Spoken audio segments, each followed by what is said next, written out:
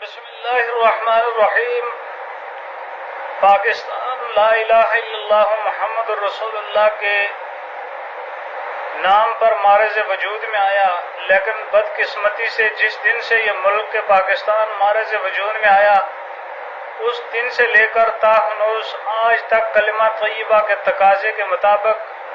کوئی بھی قانون عملاً یہاں نافذ نہ ہو سکا۔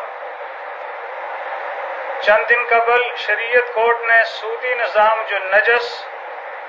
اور غلیظ ترین نظام ہے، اس کے خلاف فیصلہ سنایا، تو ملک پاکستان کے اندر دیندار اور مذہبی طبقے کے اندر خوشی کی ایک لہر دوڑی کہ الحمدللہ اب اس سودی نظام سے ہمیں نجات اور چھٹکارا مل جائے گا۔ لیکن بدقسمتی سے سیکولر اور لادین قوتیں جو ہمیشہ اسلامی نظام کے نفاذ میں رکھنے اور رکاوٹیں ڈالنے والی ہیں،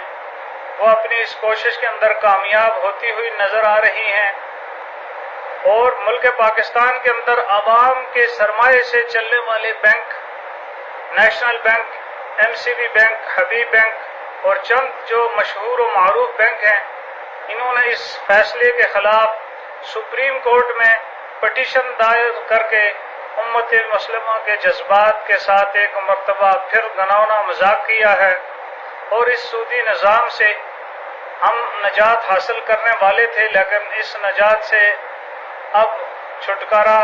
بظاہر ممکن نظر نہیں آ رہا۔ میں اور آپ اس کے لیے کیا کوشش کر سکتے ہیں کہ ہمارے جن دوست احباب کے اکاؤنٹ ان بینکوں کے اندر ہیں، وہ اپنے اکاؤنٹ وہاں سے ختم کروا کر ہم اس سودی اور اس لعنتی اور نجس نظام سے اپنے آپ کو کم سے کم آزاد کروا سکتے ہیں۔ سودی نظام